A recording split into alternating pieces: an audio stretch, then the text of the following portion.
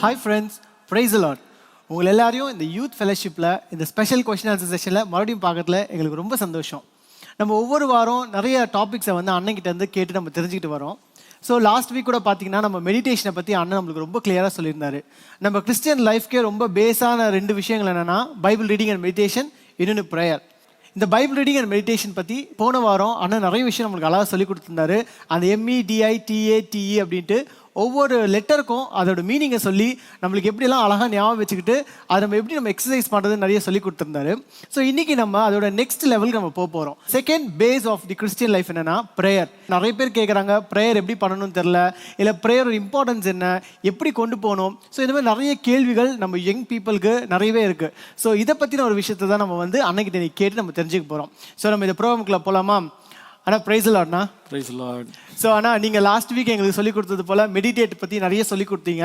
So அதை வந்து நம்ம யூத் பிள்ளைகளும் வந்து நிறைய பேர் ஃபாலோ பண்ணிட்டு இருக்காங்க. நெக்ஸ்ட் எங்களுக்கு வந்து இப்போ ப்ரேயரை பற்றி தெரிஞ்சுக்கணும்ண்ணா. ஸோ இன்றைக்கி பார்த்தீங்கன்னா நிறைய பேர் சொல்கிறாங்க, நிறைய புது புது டாக்டர்லாம் கொண்டு வந்துருக்காங்க, ப்ரேயரே தேவையில்லை, ஸோ நம்ம அப்படியே வாழ்ந்துட்டு போயிடலாம் அப்படிங்கிற மாதிரிலாம் சொல்கிறாங்க. அமிட்ஸ் திஸ் ப்ரேயர் வந்து அவ்வளோ அவசியமா, அதுக்கு ஒரு நீட் இருக்கா அப்படின்ட்டு கொஞ்சம் சொன்னீங்கன்னா நல்லா இருக்கும்ண்ணா. அஃப்கோர்ஸ் இது ஒரு பெரிய கண்டென்ஷியஸ் இஷ்யூவாக மாறிட்டு வருது.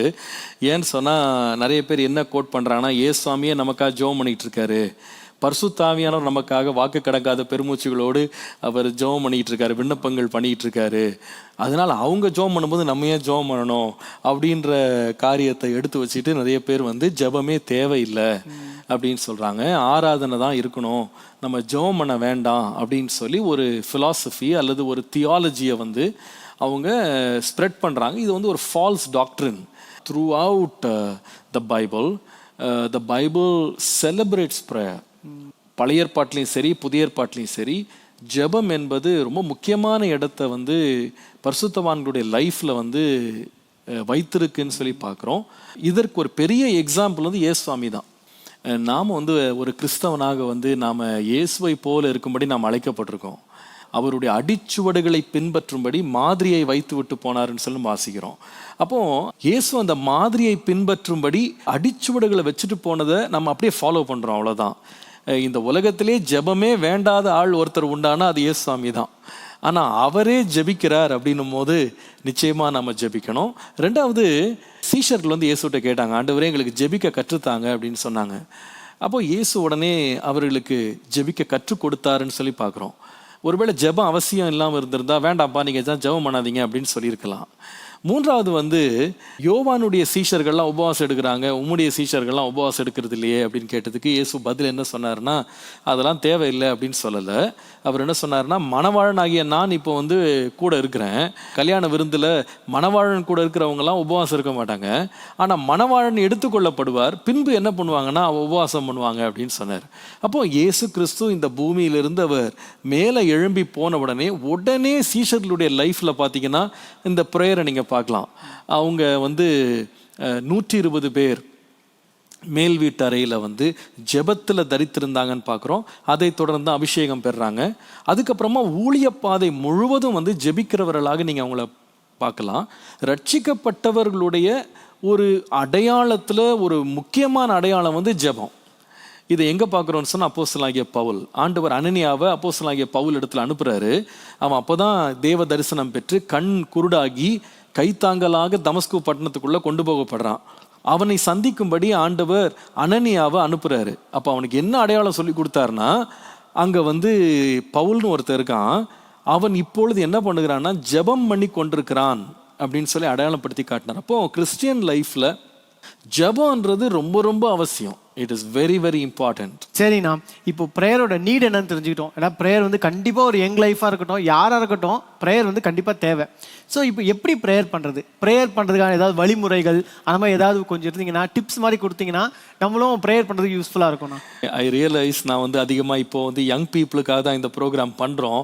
ஸோ நான் வந்து லாஸ்ட் வீக் வந்து உங்களுக்கு நான் மெடிடேஷன் பற்றி பேசும்போது எப்படி ஒவ்வொரு லெட்டருக்கு ஒரு வேர்டை நான் எடுத்து உங்களை ஞாபகம் வைக்கிறபடி உங்களுக்கு பேசணும். அதே போல் இன்னைக்கு கூட I will try to put this prayer into perspective. So நான் இன்னைக்கு என்ன பண்ணுறேன்னா, முதலாவது இந்த PRAY 4 லெட்டர் இருக்குது. இந்த ப்ரே அப்படின்ற வார்த்தைக்கு 4 லெட்டர் இருக்குது. இந்த ஒவ்வொரு லெட்டருக்கும் வந்து நான் வந்து ஒரு வேர்டை கொண்டு வந்து ஜெபத்தில் வந்து இது எப்படி அவசியம் அப்படின்றத உங்களோட நான் இன்னைக்கு ஷேர் பண்ணலான்னு நினைக்கிறேன் இன்னைக்கு. So you can easily keep it in mind. Yes, நான் ரியலாக ரொம்ப இன்ட்ரெஸ்டிங்காக இருக்கும், நம்ம மைண்டில் வச்சுக்கிறதுக்கும் ஈஸியாக இருக்கும்னு நான் நினைக்கிறோம். ஸோ ஆனால் போகலாமாண்ணா? P for okay, P for you can write it down. Be persuaded.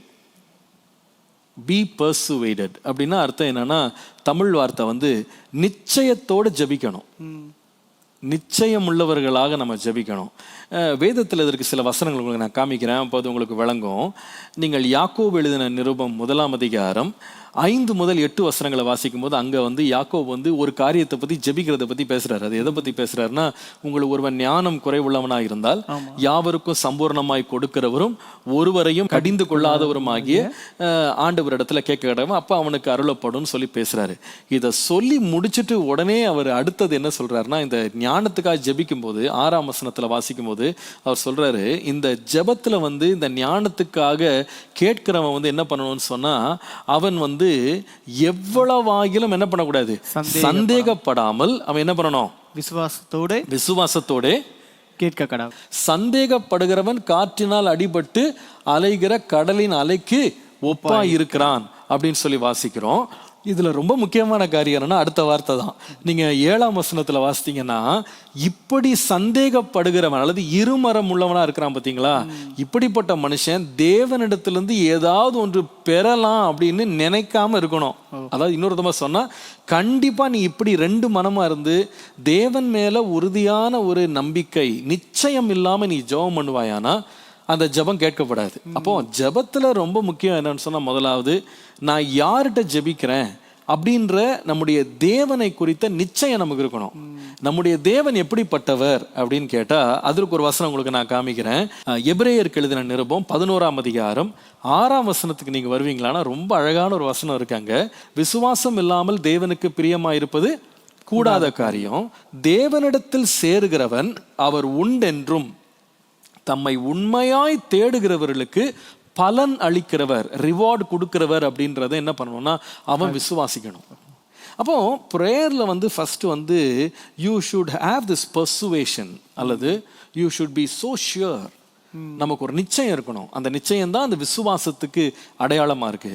இயேசுசாமி கூட அவருடைய பெரிய அற்புதங்கள் அடையாளங்களை நடத்துறதுக்கு முன்னால, அதிசயங்களை செய்யறதுக்கு முன்னால அவர் அடிக்கடி ஒரு கேள்வி கேட்டார், நீ விசுவாசிக்கிறாயா? நீ விசுவாசித்தால் தேவ மகிமையை காண்பாய். அப்போ அந்த ஃபெய்த் வந்து ரொம்ப முக்கியம். பழைய ஏற்பாட்டிலேயே ஆண்டவர் இதை பாராட்டினதை நம்ம பார்க்குறோம். ஆபிரகாமை ஏன் ஆண்டவர் இவ்வளோ பாராட்டினார் அப்படின்னு சொல்லி நம்ம பார்ப்போமானா, ரோமர் 4ஆம் அதிகாரம் 19 முதல் 21 வாசித்தீங்கன்னா, அந்த ஆபிரகாமினுடைய நிலை வந்து ரொம்ப பரிதாபமானது. அவனுடைய சரீரமும் செத்து போச்சு, அவனுடைய மனைவி சாராளுடைய சரீரமும் செத்து போற ஒரு பரிதாபமான ஒரு நிலையில வயது முதிர்ந்தவர்களா அவங்க இருக்கிறாங்க.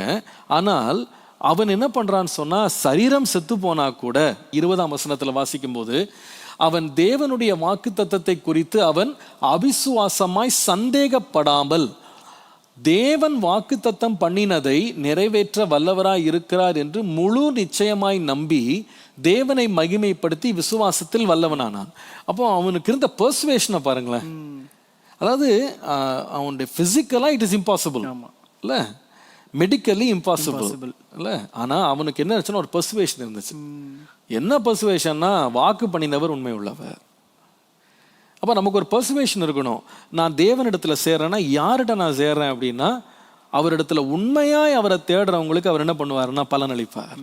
விசுவாசத்தோடு நான் வந்து கேட்கும்போது அவர் நிச்சயமா தருவார். நான் இருமனமா அவர்கிட்ட போய் நான் ஜெபம் பண்ணக்கூடாது. அப்போ முதல்ல வந்து எதுக்கு நம்ம ரெடி ஆயிடணும்? ப்ரேயர்ல ஃபர்ஸ்ட் லெட்டர் என்னன்னு கேட்டா, be persuaded, be fully persuaded. அப்போஸ்தலன் இப்போ அடிக்கடி இந்த வார்த்தை யூஸ் பண்ணுவார், I am fully persuaded, நான் முழு நிச்சயத்திருக்கிறேன் அப்படின்னு சொல்லுவார். அப்ப அந்த நிச்சயம் ரொம்ப ரொம்ப அவசியம். வேவரிங்காவே இருக்கக்கூடாது. கண்டிப்பா நம்ம ஆண்டவரை பத்தின ஒரு நிச்சயம், அதாவது அவர் கண்டிப்பா செய்வாரு, அவரால் முடியும் அப்படின்ட்டு ஒரு நிச்சயத்தோட பர்சுவேஷன் சொல்ல வரீங்க. கண்டிப்பா. சோ நெக்ஸ்ட் ஆர்னா, ஓகே, ஆர் அப்படின்ற வார்த்தைக்கு நான் எடுத்துக்கொண்ட வார்த்தை வந்து relinquish or renounce. relinquish or renounce. இது அர்த்தம் என்னன்னு சொன்னா, நம்முடைய வாழ்க்கையிலேருந்து சில காரியங்களை நாம வந்து விட்டுறணும். நாம விட வேண்டிய ஒரு மிக முக்கியமான காரியம் ஜெபத்துல, ஆண்டவர் நம்முடைய ஜெபத்தை கேட்கணும் அப்படின்னா அது வந்து பெருமை. நம்முடைய மனதில் பெருமை, கர்வம், ஆணவம், ஈகோ இதை வச்சுக்கிட்டு நாம் எவ்வளோ நேரம் நம்ம ஜெபம் பண்ணாலும் அந்த ஜெபம் கேட்கப்படாத, ஜெபம் வந்து சத்தியம் உள்ளதாகவும் இருக்காது. ஸோ அந்த பெருமை மட்டும் நமக்கு ஜெபத்தில் இருக்கக்கூடாது. அதை வந்து நம்ம ரினவுன்ஸ் பண்ணணும், அதை ரெலின்க்விஷ் பண்ணணும், அதை நம்ம விருப்பத்தோடு விட்டுறணும். அதாவது ஆண்டவர் வந்து ஜெபிக்கிறவர்கள்ட்ட ஆண்டு ரொம்ப விரும்புகிற ஒரு காரியம் வந்து ஒரு நொறுங்குண்ட இருதயம், ஒரு பணிந்த ஆவி உள்ளவர்களாக இருக்கிறவர்கிட்ட தான் தேவன் ரொம்ப பிரியமாக இருக்கிறாரு. அப்போது நம்ம உண்மையாக நம்ம மனம் உடைந்து நம்மளை தாழ்த்தி நம்ம ஜெபம் பண்ணும்போது தான் கர்த்தர் வந்து ஜெபத்தை கேட்குறாரு. இதுக்கு ஒரு கிளாசிக்கான எக்ஸாம்பிள் பைபிளில் நம்ம பார்க்கணுன்னா, லூக்கா எழுதின சுவிசேஷத்தில் 18ஆம் அதிகாரம் 10 முதல் 14 வசனங்களை வாசித்தீங்கன்னா, அங்கே 2 பேர் ஜெபம் பண்ண போனதா இயேசு வந்து மனமாக சொல்கிறார். ஒருவன் பரிசேயன், ஒருவன் ஆயக்காரன். ஆனால் பரிசேயனுடைய ஜெபம் எவ்வளவு சிஸ்டமேட்டிக்காக, எவ்வளவு டிக்ஷனோட, எவ்வளவு இன்ஃபர்மேஷனோட ரொம்ப கிளீனாக ஆர்கனைஸ்டாக இருந்தால் கூட அந்த ஜெபத்தில் எந்த ஒரு வித்தியாசமோ எந்த ஒரு மாற்றமோ அவன் ஜெபம் கொண்டு வரவே இல்லை. ஸோ இன்னொரு விதமாக சொன்னால், அவ்வளோ நேரம் அவன் ஜெபம் பண்ணி ஒரு பிரயோஜனம் இல்லை. ஆனால் இன்னொரு மனுஷன் வந்து இதெல்லாம் கரெக்டாக ஃபாலோ பண்ணலை. பட் அவன் வந்து ஒரு காரியம் அவனுடைய வாழ்க்கையில் இருந்தது. அது என்னன்னு கேட்டால், ரொம்ப தாழ்மையாக அவன் ஜெபம் பண்ணான். 5 விதமான காரியங்களை அந்த ஆயக்காரனுடைய ஜெபத்தை பற்றி நீங்கள் வாசிக்கலாம். அந்த 5 விதமான காரியங்கள்ல என்னன்னு சொன்னால், முதலாவது வேதம் சொல்லுது, அவன் தூரத்தில் நின்றான். பக்கத்தில் வர்றது கூட அவனுக்கு துணிச்சல் வரல. 2வது அவன் என்ன செய்தான்னா, தன்னுடைய கண்களை வானத்திற்கு ஏறெடுக்க அவன் துணியலைன்னு சொல்லி போட்டிருக்கு. 3வது தன் மார்பிலே அடித்து கொண்டான். 4வது அவன் பாவின்னு தன்னையே சொல்லிக்கிட்டான், பாவியாகி என்மேல். 5வது தேவனுடைய கிருபைக்காக கெஞ்சினான்.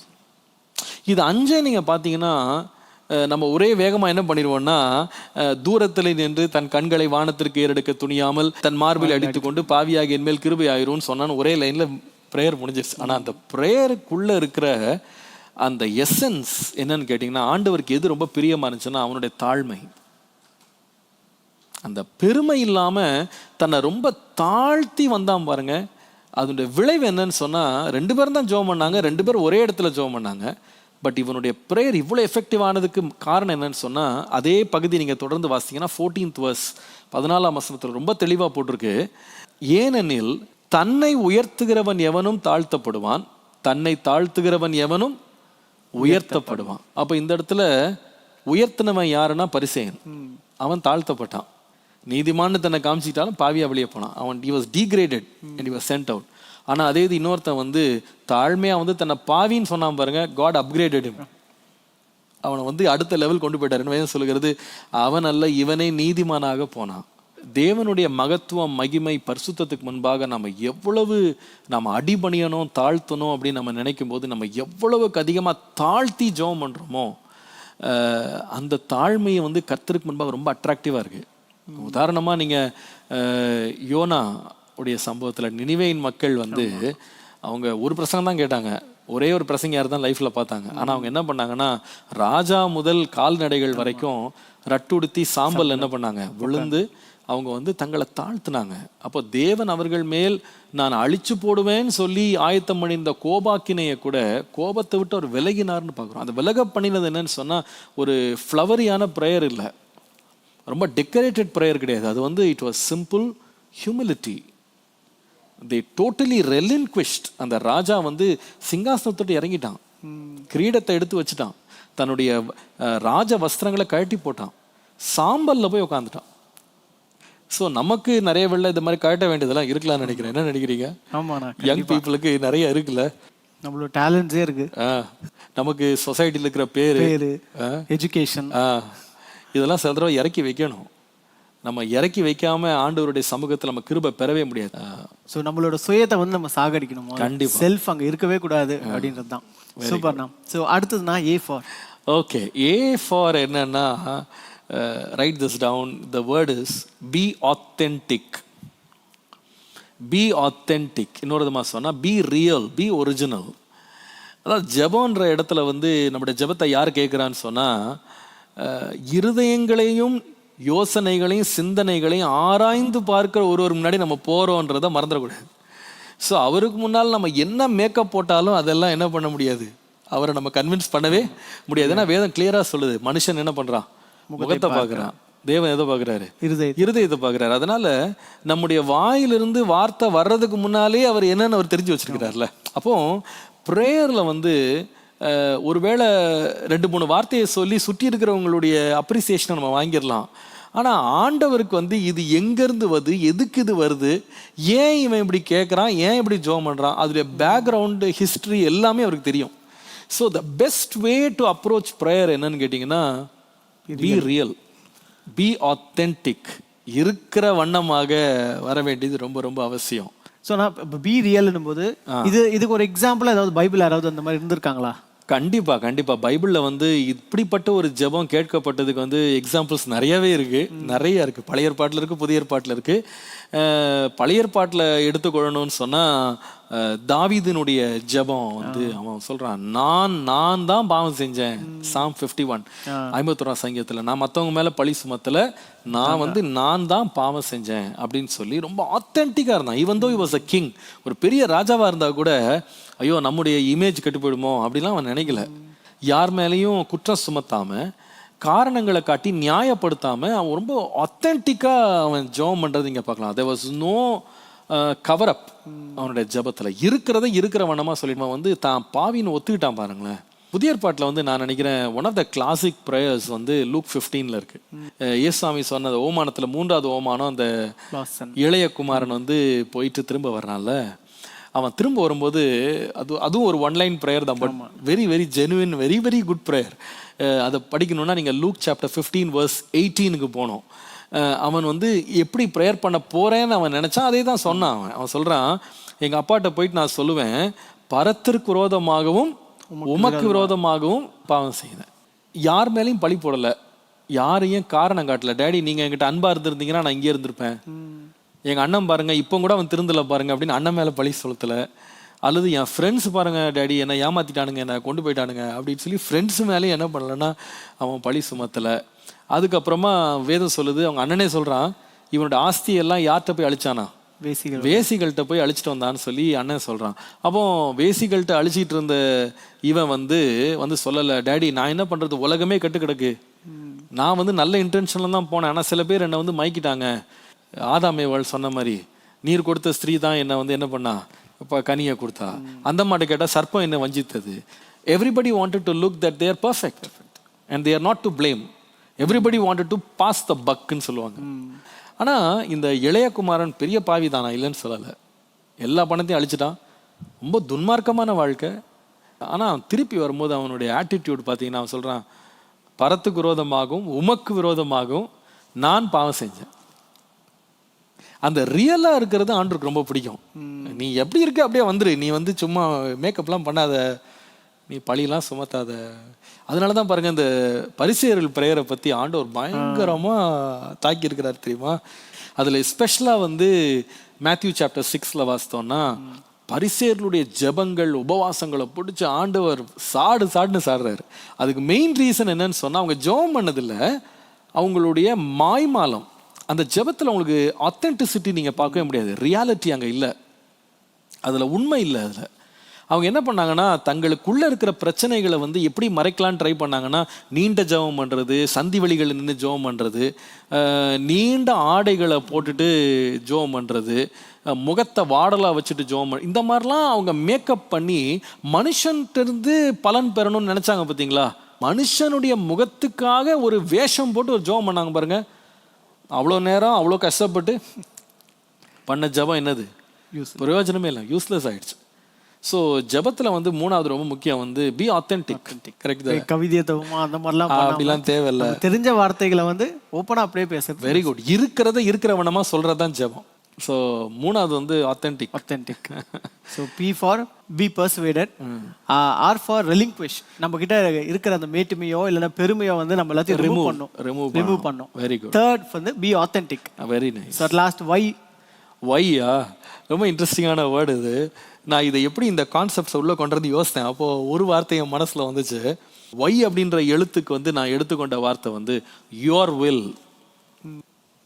வில். அதாவது ஆண்டவர் சீஷர்களுக்கு வந்து ஜெபம் பண்ண சொல்லிக் கொடுக்கும்போது சொல்லி கொடுத்தாரு, உம்முடைய சித்தம் பரலோகத்திலே நிறைவேறுவது போல பூமியிலே நிறைவேறுவதாக.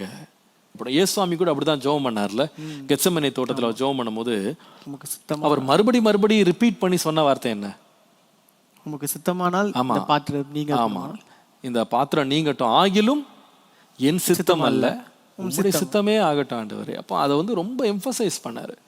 அப்போஸ்தலனாகிய யோவான் இதை பத்தி எழுதும்போது நீங்க 1 John chapter 5 verse 14, 1 யோவான் 5:14 வாசித்தீங்கன்னா அவர் ரொம்ப தெளிவா இதை பத்தி சொல்றாரு. அவர் சொல்றாரு, நாம் எதையாகிலும் அவருடைய சித்தத்தின்படி கேட்டால் அவர் நமக்கு செவி கொடுக்கிறார் என்பதே அவரை பற்றி நாம் கொண்டிருக்கிற தைரியம்.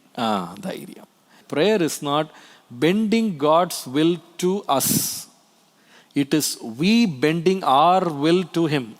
அதாவது நம்ம சித்தத்துக்காக தேவனுடைய சித்தத்தை வளைக்கிறது இல்லையா, தேவ சித்தத்துக்காக நம்மளை வளைச்சு அவருக்கு முன்பாக நம்ம தாழ்த்துறது தான். அப்போ நான் ஜெபம் பண்ணும்போது நான் ஒரே ஒரு காரியத்தை நான் டிசைர் பண்றேன், ஆண்டவரே என் சித்தம் இல்லை உம்முடைய சித்தம். அது எதுவாக இருக்கலாம், எந்த காரியத்தை நம்ம கேட்கலாம். அதனால தான் சில பேர் ரொம்ப டிசப்பாயிண்ட் ஆகிடுறாங்க. ஏன்னா நிறைய ஜெபம் பண்ணுறேன், நான் நிறைய கேட்குறேன், ஆனால் ஜெபம் பதில் வர மாட்டேங்குது. ஏன்னா நம்ம ஃபுல்லாகவே நம்ம ஒரு அஜெண்டா வச்சுட்டு நம்ம ஃபுல்லாக ஒரு லிஸ்ட் பண்ணிட்டு இதெல்லாம் நடந்து முடிஞ்சிடணும், இதெல்லாம் கொடுத்துடணும், இதெல்லாம் கிடச்சிடணும் அப்படின்னு நம்ம அடம் பிடிக்கிறோம். ஆனால் உண்மையாகவே ஜெபம்ன்றது என்னன்னு சொன்னால் அவருடைய சித்தத்தின்படி நாம் வந்து வேண்டிக் கொள்ளணும் அப்படின்றத நம்ம தெரிந்து கொள்ளணும். சரிங்க, அப்போ வைஃப் ஆர் யோவில், அதாவது ஆண்டோட சித்தத்தை நம்ம தெரிஞ்சு அதுக்கேற்ற மாதிரி நம்மளை அர்ப்பணிச்சு ஜெபிக்கிறதுன்றீங்க. ஸோ இது புரிஞ்சுக்கிற மாதிரி இன்னும் கொஞ்சம் டீட்டெயிலாக தெரிஞ்சுக்கிற மாதிரி ஏதோ இல்லஸ்ட்ரேஷனோ இல்லை எக்ஸாம்பிள்ஸ் இருந்தால் கொஞ்சம் சொல்லுங்கண்ணா. ஓகே, ஒரு சின்ன இல்லஸ்ட்ரேஷன் வந்து இதை வந்து to make it more interesting என்னன்னு சொன்னால், இப்போ வந்து ஃபார் எக்ஸாம்பிள் நீங்கள் ஒரு காலேஜுக்கு வந்து அப்ளை பண்ண போகிறீங்க, அது வீசாக்கு ஒன்று அப்ளை பண்ண போகிறீங்க, ஒரு ஜாபுக்கு அப்ளை பண்ண போகிறீங்க. அதுக்கு என்ன இருக்குன்னு சொன்னால் ஒரு அப்ளிகேஷன் ஃபார்ம்னு ஒன்று இருக்கும். ஆமாம், கரெக்டா? இப்போ அந்த அப்ளிகேஷன் ஃபார்ம்ல வந்து நீங்கள் இஷ்டத்துக்கு எழுத முடியாது. அங்கே என்ன பண்ணுவோம்னா யுவர் நேம்னு போட்டுப்பாங்க, யுவர் நேம் தான் எழுதணும், உங்கள் அப்பா பேர் எழுத முடியாது. இப்போ வந்து நீங்கள் விசாக்கு அப்ளை பண்ணால் state the reason why you want to visit USA. சில இடத்துல வந்து write in capital letters, write legibly in English only. எப்படி அந்த அப்ளிகேஷனை ஃபைல் பண்ணணும்னு ஒரு ஃபார்மேட் இருக்கு. அந்த ஃபார்மேட்டை நீங்கள் ஃபில் பண்ணாதான் நீங்கள் கேட்குறது நடக்கும். ஈவன் ஆன்லைன் ஃபார்ம்ஸ்லாம் ஃபில் பண்ணும்போது பார்த்தீங்கன்னா அதில் வந்து ஒரு சாஃப்ட்வேர் ரெஜிஸ்ட்ரேஷன் பண்ணணும்னா கூட அதில் போட்டிருப்பாங்க மேண்டேட்ரி ஆஸ்ட்ரிக் சிம்பிள் போட்டு மேண்டேட்ரி ஃபீல்ட். இதை வந்து நீங்கள் எம்டியாக விட முடியாது. ஸோ நீங்கள் கண்டிப்பாக அதை ஃபில் பண்ணி ஆகணும். இமெயில் அட்ரஸை கண்டிப்பாக ஃபில் பண்ணி ஆகணும். உங்கள் ஹோம் நம்பரை கண்டிப்பாக கொடுத்தாகணும். அப்போ அவங்க ஒரு சாதாரண ஒரு சின்ன காரியம் செய்கிறதுக்கே ஒரு மனுஷன், ஒரு கவர்மெண்ட்டு, ஒரு ஆஃபீஸு இல்லை, அவங்க என்ன பண்ணுறாங்கன்னா சில மேண்டேட்ரி ரூல்ஸ் அண்ட் ரெகுலேஷன்ஸ் வச்சுருக்காங்களா. அப்போ அவங்க வந்து நமக்காக வளைய மாட்டாங்க, நாம தான் அவங்களுக்காக வளையணும். கரெக்டா? இப்போ உதாரணமாக ரொம்ப இன்ட்ரெஸ்டிங் என்னன்னா, இந்த விசாக்காக ஃபோட்டோஸ் இருக்குது பார்த்தீங்களா. இப்போ பரவாயில்ல, இப்போல்லாம் என்ன பண்ணுறாங்கன்னா ஃபோட்டோஸ் வந்து இப்போ அந்தந்த VFSன்னு சொல்கிறாங்களா, இந்த விசா ஆஃபீஸே என்ன பண்ணுறாங்கன்னா நம்மளை போய் உட்கார வச்சு அவங்களே ஃபோட்டோ எடுத்துடுறாங்க. முன்னால் அப்படிலாம் கிடையாது. மலேசியா விசாவுக்கு ஒரு விதமான ஃபோட்டோ கொடுக்கணும், சிங்கப்பூர் விசாவுக்கு ஒரு விதமாக ஃபோட்டோ கொடுக்கணும், அமெரிக்கன் விசாவுக்கு ஒரு மாதிரி ஃபோட்டோ கொடுக்கணும். அதில் என்னன்னா இந்த சைஸில் இருக்கணும் ஃபோட்டோகிராஃப். அந்த ஃபோட்டோகிராஃபில் இருக்கிற நம்முடைய ஃபேஸ் வந்து இந்த சைஸில் இருக்கணும். அதுக்கு வந்து சிலது ஒயிட் பேக்ரவுண்டில் தான் கொடுக்கணும்னு சொல்லுவாங்க. அதில் வந்து சிலதில் வந்து கண்ணாடி போடவே கூடாது. என்ன ஒரு ஃபோட்டோ தானே, வீட்டில் இருக்கிற ஒரு ஃபோட்டோ கொடுத்துடலாமே அப்படின்னு நினச்சி நீங்கள் கொடுத்தீங்கன்னா அது வந்து அக்செப்ட் பண்ண மாட்டாங்க, அது ரிஜெக்ட் ஆகிடும். அந்த அப்ளிகேஷனே என்ன ஆகிடும், ரிஜெக்ட் ஆகிடும். அது சில பேர் சொல்லியிருப்பாங்க இந்த மாதிரி டாக்குமெண்ட்ஸ்லாம் கூட சேர்த்து வைக்கணும்னு. அப்போ இதில் பேசிக்காக நான் என்ன சொல்ல விரும்புகிறேன்னா, ஒரு விசாவோ ஒரு அட்மிஷனோ இல்லை ஒரு ரெஜிஸ்ட்ரேஷனோ ஏதோ ஒன்று செய்யணும்னா அவங்களுடைய வில், அவங்களுடைய ரிக்குவயர்மெண்ட்டை நம்ம ஃபுல்ஃபில் பண்ணும்போது தான் அது நடக்குது. மனுஷன்ட்டு ஒரு காரியத்தை சாதிக்கிறக்கே நீங்கள் இவ்வளோ காரியம் நீங்கள் எடுத்துகிட்டு வந்து ஃபில் பண்ணி வைப்பீங்களான்னா, தேவனிடத்துலேருந்து ஒரு காரியத்தை பெறணும்னு சொன்னால் அவருடைய சித்தத்தின்படி நம்ம ஜெபம் பண்ணாமல் கிடைக்கும். நம்ம இஷ்டத்துக்கு அப்ளை பண்ணுவேன், நான் எழுதுறதெல்லாம் வரும் இல்லை, நான் கேட்குறதெல்லாம் கிடைக்கும், நான் போட்ட அப்ளிகேஷன்லாம் வரும்னா வராது. It will not come. அது கண்டிப்பாக வரவே வராது. இன்ஃபேக்ட் பரிசுத்த ஆவியானவர் கூட எது கொடுக்கப்பட்டிருக்கிறான்னு சொன்னால், நீங்கள் ஒரு நல்ல வசனம் இருக்குது, ரோமர் 8:26 வாசித்தீங்கன்னா, ரோமன்ஸ் 8:26 வாசித்தீங்கன்னா அதில் ரொம்ப அழகாக இருக்குது. அந்தபடியே ஆவியானவரும் நம்முடைய பலவீனங்களில் நமக்கு உதவி செய்கிறார். நாம் ஏற்றபடி வேண்டிக் கொள்ள வேண்டியது இன்னதென்று அறியாமல் இருக்கிறபடியால் ஆவியானவர் தாமே வாக்கு கடங்காத பெருமூச்சுகளோடு நமக்காக வேண்டுதல் செய்கிறார்.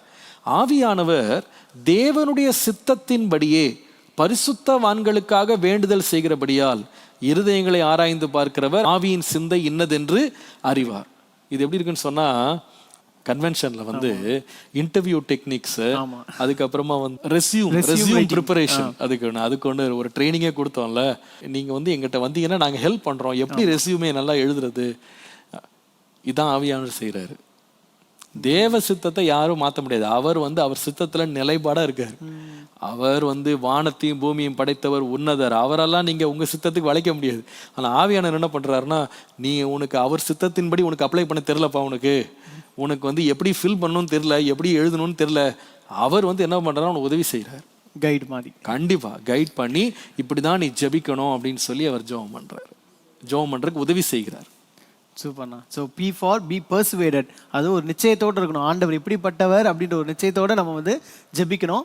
R for relinquish or remove. நம்ம கிட்ட இருக்கிற பெருமைகளோ அதாவது நம்மளோட சுயமோ அதை வந்து நம்ம வந்து ரிமூவ் பண்ணிடணும், அகற்றிடணும் நம்ம கிட்ட இருந்து.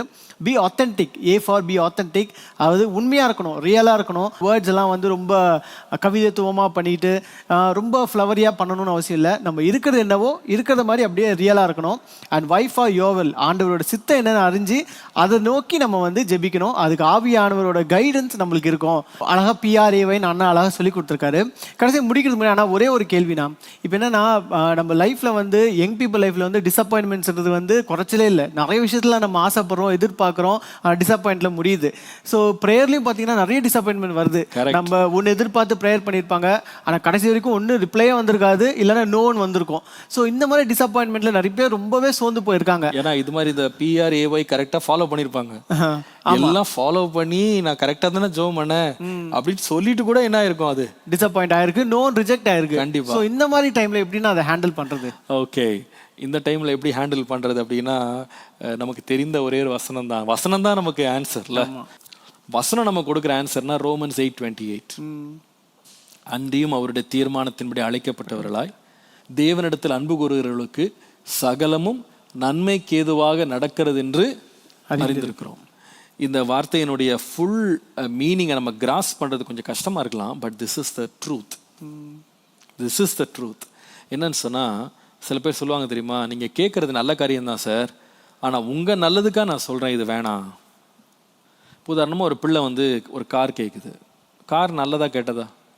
கார் நல்லதுதான். நல்லதுதான். ஆனா அப்பா ஏன் கொடுக்க மாட்டேங்கிறாரு? அதுக்கேற்ற வயசு வரல இன்னும். ஆமா, யாருடைய நன்மைக்காக கொடுக்க மாட்டேங்கிறாரு? குழந்தையோட நன்மைக்கு தான்.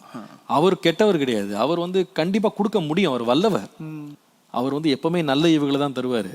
ஆனா அந்த நல்லது கூட நமக்கு நல்லதான்னு அவருக்கு தெரியும். யங் பீப்புள் கூட நிறைய கொஸ்டின்ஸ் இருக்கு. Uncle, why did God permit this in my life? Why God is delaying this? Why God is denying this? Why God is not answering it? உண்மையாக சொல்லப்போனா எனக்கு தெரியாது, ஏன்னு தெரியாது.